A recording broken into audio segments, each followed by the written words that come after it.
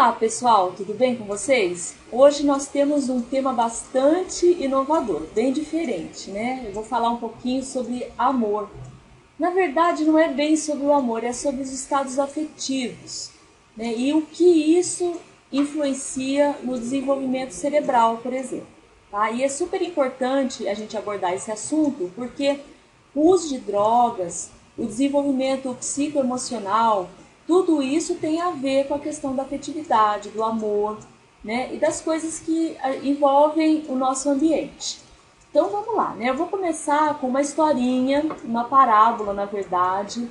Ela é bem conhecida de todo mundo, que é a história da águia e da galinha, que foi assim também escrita por um grande homem, né, chamado Leonardo Boff, que fez um paralelo entre a história da águia e da galinha e a escravidão africana. Tá? Depois a gente comenta um pouquinho sobre esse assunto.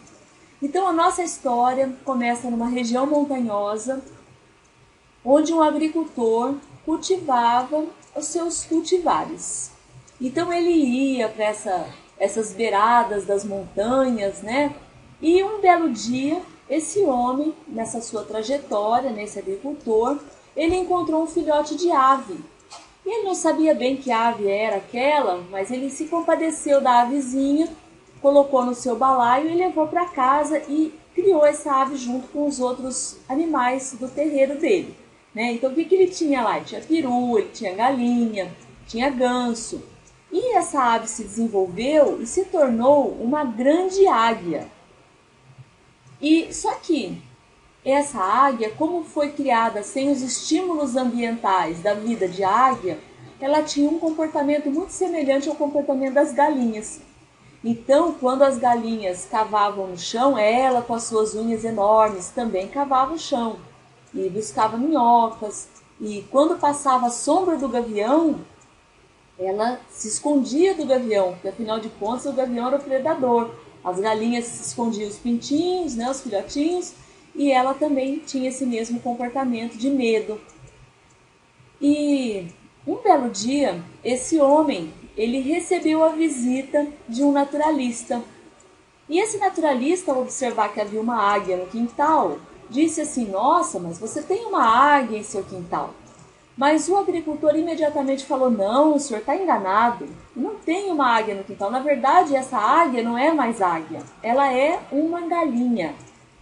Aí o naturalista falou: "Não, jamais. Uma águia sempre terá o coração de águia." Aí o agricultor deu risada e falou: "Você quer ver?" Pegou um pouquinho de milho, né, fez aquele barulho de chamar as galinhas e jogou esse milho. E todas as galinhas vieram, e a águia desengonçada, com as suas asas abertas, né, andando pelo chão, né, toda desconfortável, veio também. E comeu junto com as galinhas. Aí o naturalista disse o seguinte: "Essa águia tem no coração um coração de águia. Portanto, ela vai relembrar as suas origens." Pegou a águia, colocou no braço e disse assim a ela: "Águia, se tu tens no coração um coração de águia, voa." E lançou essa águia para ela voar. E a águia não voou. Correu, olhou as galinhas, correu para elas. E o naturalista ficou chateado e o fazendeiro lá, o sitiante, deu risada. Aí o naturalista falou: não vou me dar por vencido. E pegou a águia, levou-a para o alto das montanhas, onde o vento batia, era longe do ambiente dela. E ela olhou o sol e seus olhos se colocaram em fenda. E ela abriu as asas, sentiu o ar batendo, o vento. E ele ficou longamente em silêncio assim com ela, até que ele falou: "Águia, se tu tens no coração um coração de águia, voa." E lançou-a no precipício e ela voou. Então, essa história ela ficou eternalizada pelo conto de Leonardo Boff no livro Águia e a Galinha, e fazia justamente o paralelo entre aqueles que nasceram para ser águia, mas se acreditavam galinha. E atribuiu a colonização da África, por exemplo, poucos ingleses, poucos holandeses, poucos franceses fizeram um continente todo acreditar que eram galinhas. E por isso eles conseguiram dominar populações inteiras.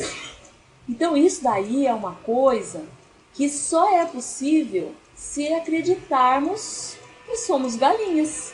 Porque se soubermos de verdade que somos águias, isso nunca vai acontecer com a gente. E no caso do uso de drogas, não é diferente, né? Aquele indivíduo que ele é criado, que ele tem autoconfiança, que ele acredita que ele vai ter um futuro bom, né? Esse indivíduo é menos vulnerável ao uso de droga do que aquele que é criado de qualquer forma e sua baixa autoestima é no último grau, né? Ele não acredita nele, não acredita nas possibilidades dele, ele não acredita no poder de decisão em decidir a sua vida, então ele acaba se tornando uma galinha e fica muito mais vulnerável ao uso de drogas. Mas será que essa decisão, se seremos águia ou seremos galinha, ela é fácil? Na verdade, ela não é fácil. E muita gente que é águia se acredita galinha, né? E na verdade é tão mais fácil você ser galinha porque você é confundido na multidão, é tudo muito mais tranquilo, né? Quem é quem aqui? A gente nem sabe quem é quem. Então, às vezes, ser galinha é uma decisão que é mais cômoda do que a decisão de ser águia. E por que é tão difícil essa decisão de ser águia ou ser galinha? Então, nós temos que nos lembrar que a maioria de nós carrega dentro do coração, né, um verdadeiro abismo, que é conhecido por abismo emocional. É um buraco sem fim que nada tampa. Então, o que pode tampar esse buraco? A droga é uma candidata boa para tampar esse buraco, né, do abismo emocional. A comida, o alimento, né, em excesso, ele pode ser usado na tentativa de tampar esse abismo emocional. Nos medicamentos controlados, né, calmantes, porque não é somente o usuário de drogas que tem esse abismo emocional. Todos nós carregamos de alguma forma um certo buraco emocional que vem às vezes de decepções, de frustrações, de coisas que nós carregamos durante a nossa existência e que culminam aí nesse buracão aí que está mostrando aí na imagem para vocês, né? Então, às vezes é difícil a gente apontar o usuário de droga, como ele tem o abismo emocional, tá lá. E a gente, como o bom da história, que não tem abismo nenhum. E a gente pode avaliar o tamanho do abismo que temos pelo tipo de afinidade que temos também com as coisas. Por exemplo, gostamos de assistir novela? Temos abismo emocional quando assistimos novela, porque a novela vem no âmbito emocional total. A novela é totalmente emocional. Ela não tem nada de consciencial lá.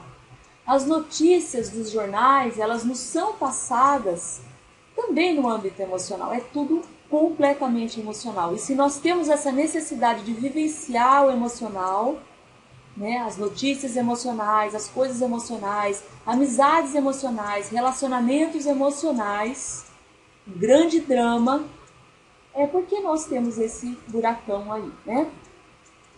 E muitas vezes somos pedintes de amor. Enquanto crianças, pedindo o amor da mãe, mais tarde o amor, né, do namorado, da namorada. Durante a idade adulta, a aceitação, durante a adolescência, a aceitação, o convívio entre grupos, porque nós carregamos esse abismo emocional dentro de nós. E às vezes somos que nem essa criatura aí, que nem sabemos o que somos, né? Não temos ideia do que somos. Quem sou eu? O que eu sou? Não sabemos. E por isso somos tão vulneráveis, não somente à droga, mas por descontroles de modo geral. Será que temos a vida qualitativa que nós queremos? Muitos de nós não temos, nós sabemos disso, tá? Famílias desequilibradas, né? Desequilibramos no trabalho, nós não nos alimentamos realmente daquilo que nos faz bem. Muitos de nós vai se alimentar, não só de alimento de comida que eu estou falando, mas de relacionamentos que nos fazem mal, de convívios que nos fazem mal, de várias coisas que não são boas para a gente mesmo, né? E por isso, né, eu vou trazer aqui para vocês hoje a fala que na verdade não é bem de Sócrates, né? O conheça-te a ti mesmo. E na verdade essa frase, conheça-te a ti mesmo, conhecerás o universo, ela estava no portal do oráculo de Delfos, né? Porque Sócrates foi consultar o oráculo e lá ele viu essa frase e ele tomou para si essa frase, tá? Conheça-te a ti mesmo, que é uma das coisas fundamentais da vida, a gente se conhecer. E por isso que nós, não só a gente aqui, né, mas toda a população, todo mundo, todo o humano, ele é vulnerável ao autoconhecimento, ele precisa do autoconhecimento para poder ser feliz. E aqui eu vou diferenciar aqui emoção de sentimento, que é uma coisa que a gente não encontra em lugar nenhum, essa diferenciação de emoção e sentimento. E eu vou trazer para vocês aqui a emoção mais ligada ao desequilíbrio. Então, a emoção é a novela, né? E o sentimento mais no nível afetivo mesmo, no nível consciencial, tá? Só para a gente fazer uma diferenciação, mas não necessariamente a palavra emoção vai ser sempre usada dessa forma, tá bom?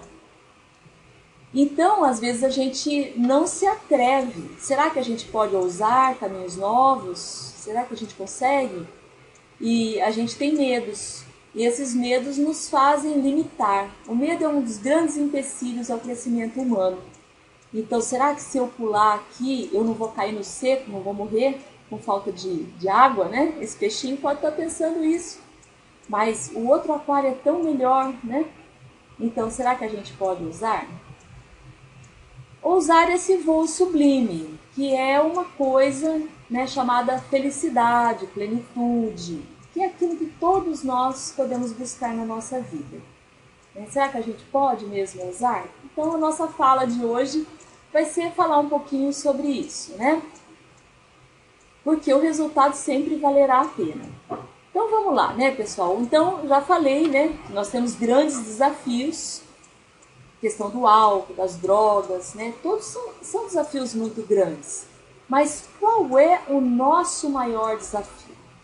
O nosso maior desafio somos nós mesmos, porque nós somos responsáveis pela nossa situação do hoje. Aí as pessoas falam, não, mas a culpa é do meu marido, não, a culpa é da minha esposa, não, eu não tive oportunidade. Mas o nosso destino, né, está também nas nossas mãos, né? E isso é importante a gente estar lembrando. Por quê? Porque nós temos padrões de repetição de comportamentos. E é por isso que é tão difícil sair, por exemplo, da questão das drogas. Por isso que é tão difícil você abandonar hábitos. Por exemplo, pensa um pouquinho comigo. Você quer comer um docinho, mas você está aí de dieta. Aí você passa em frente à geladeira e vê o doce. Aí você fica com aquilo na cabeça, né? Aquela coisa de pista ambiental, né?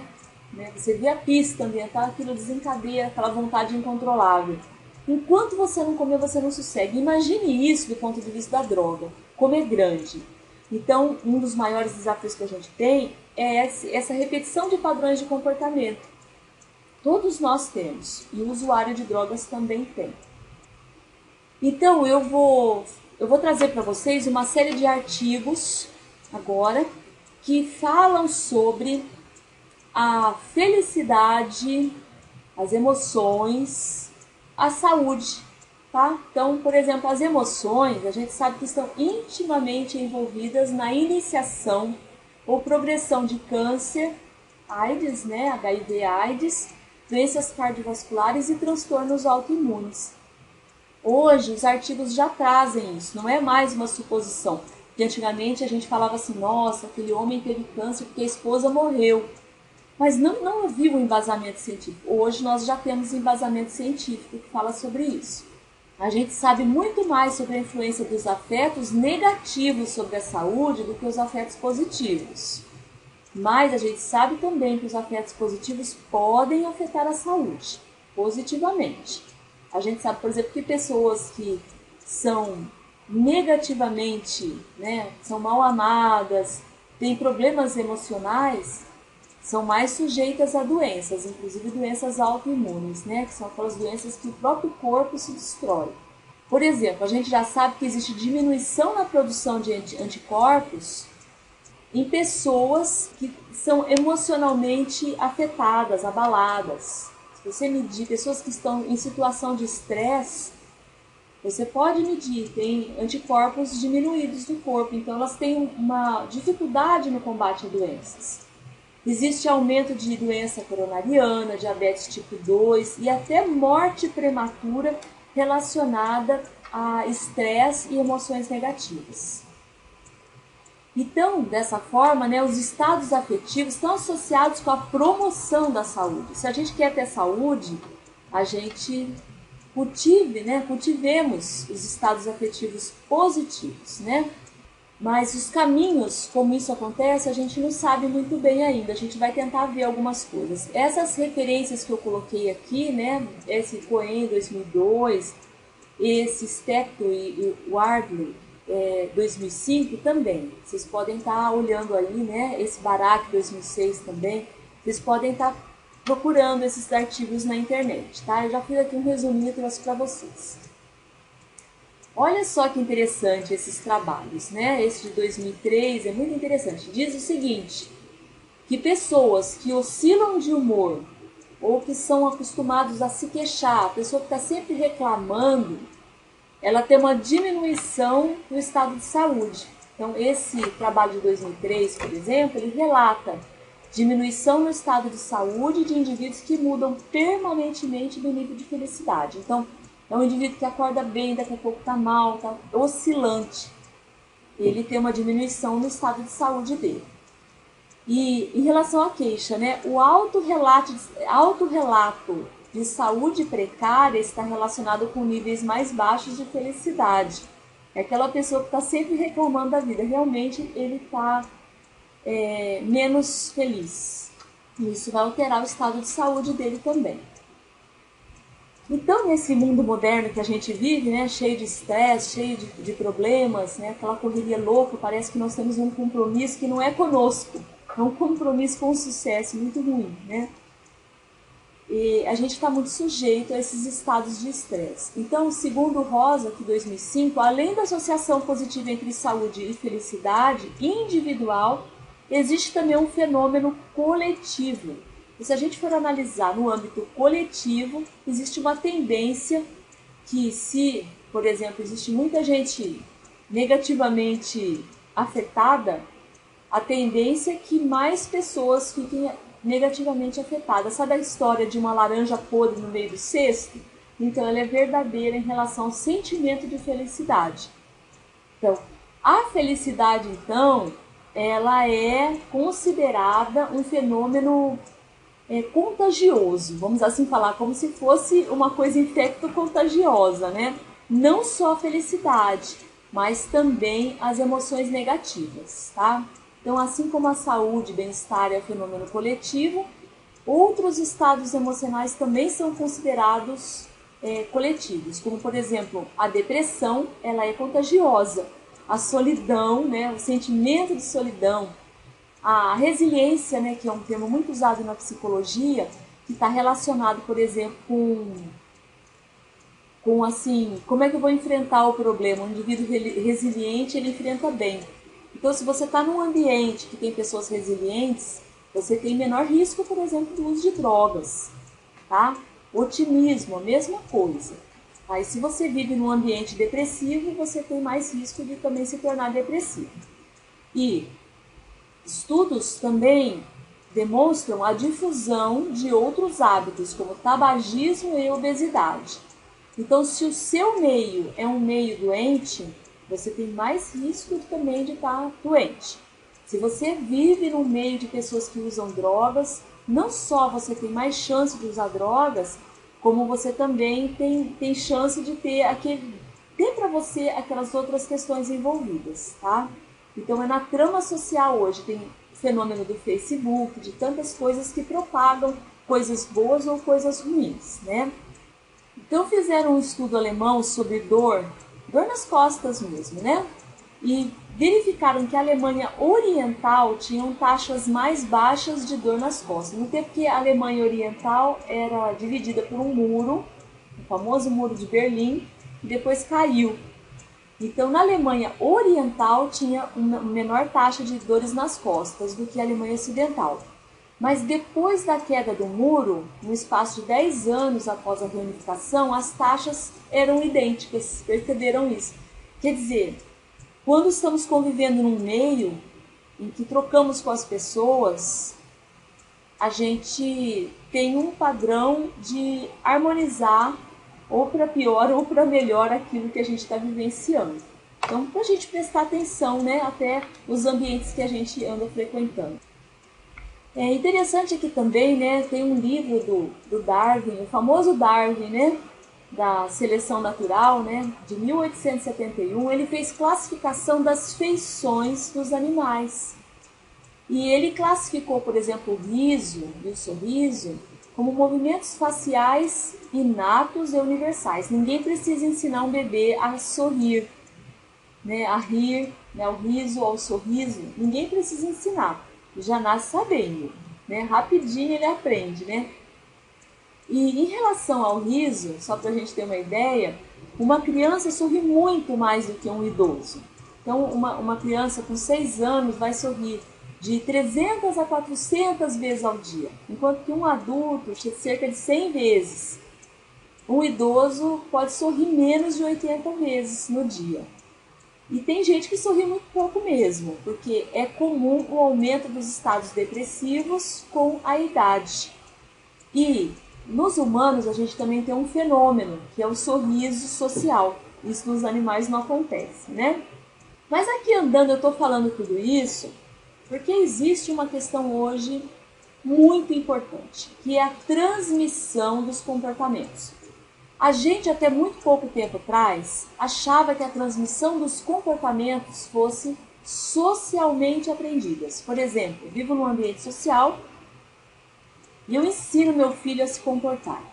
Eu ensino. Mas crianças que são separadas dos pais ao nascimento, eles podem trazer resquícios que vêm dos pais, que não são aprendidos. Olha que interessante. Mas como é que isso pode estar acontecendo? Então tem dois fenômenos. Tem o fenômeno intraútero, que tem que ser levado em consideração, e isso a neurobiologia moderna já diz a esse respeito, já fala sobre isso. E a segunda coisa é a epigenética do comportamento, que pode ser transmitida para as futuras gerações. Então a gente não transmite só os nossos genes, as letrinhas do DNA, a gente transmite também a modulação desses genes, se eles estão funcionando ou não. E isso que eu vou explicar para vocês agora, tá bom? Então vamos lá, né? Então, dentro de cada uma das nossas células, nós temos o nosso DNA que fica empacotado. Então, dentro de cada uma das nossas células, nós temos o nosso DNA que fica empacotado em proteínas, tá? Então, fica empacotado assim bonitinho para poder caber, porque na verdade, se for juntar todos os cromossomos, a gente tem quase 2 metros de DNA, então isso fica lá dentro do núcleo da célula, que é esse azulzinho bem clarinho aqui da esquerda, né? Fica bem empacotadinho lá. E se eu for considerar o nosso DNA como essa fita que está aqui apresentada, eu tenho regiões do DNA que são reconhecidas por proteínas que estão lá na nossa célula. E essas proteínas, elas vão se juntar naquele DNA e fazer aquele gene expressar uma proteína, tá? Então, quer dizer, o DNA está lá. Mas ele só vai funcionar quando essas proteínas que estão aqui representadas se ligarem a essas regiões aqui. Senão, o DNA não vai funcionar, ou seja, não vai ter produção de proteína. Então, vamos imaginar isso no nível cerebral.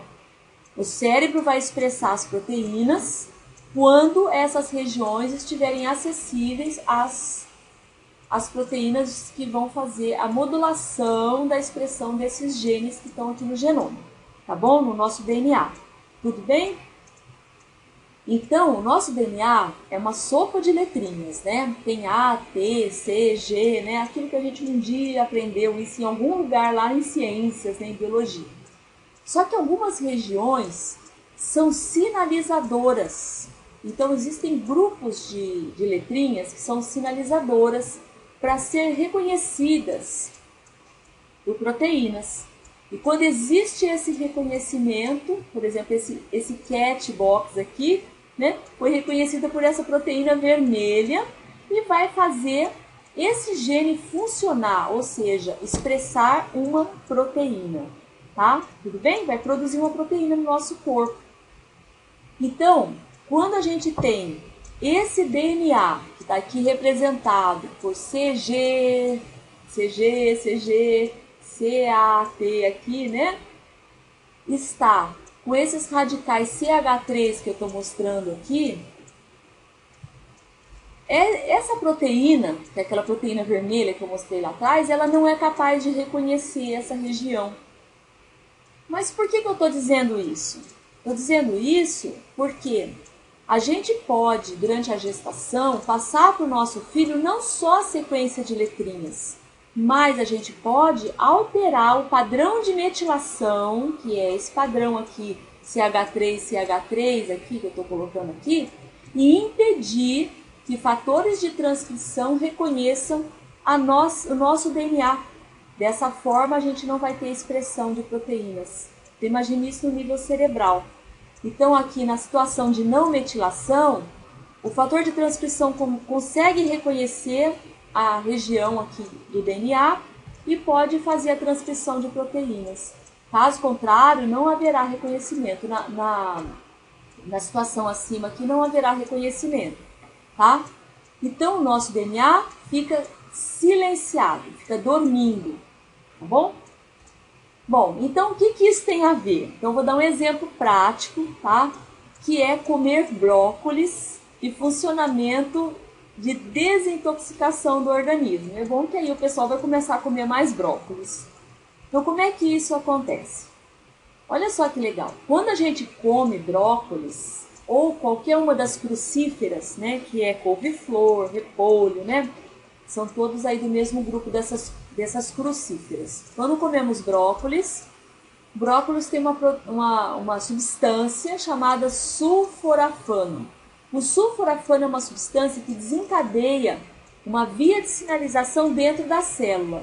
Representei uma célula, né? Aqui em branco é uma célula e aqui em verdinho é o núcleo da célula. Dentro do núcleo está o DNA. Então vejam só, o sulforafano vai seguindo por uma via de sinalização que não importa para a gente, mas que vai parar aqui no DNA. Estão vendo aqui a dupla fita aqui do DNA? E aí vai fazer a produção de uma proteína chamada GST, ou glutationa S-transferase, que é uma proteína, uma enzima, na verdade, de detoxificação do organismo. Então, poluentes, substâncias tóxicas são detoxificadas pela via da GST, tá? Quanto mais GST eu tiver, mais detoxificação eu vou ter, né? Mais poluentes, mais coisas ruins vão ser retiradas do meu corpo.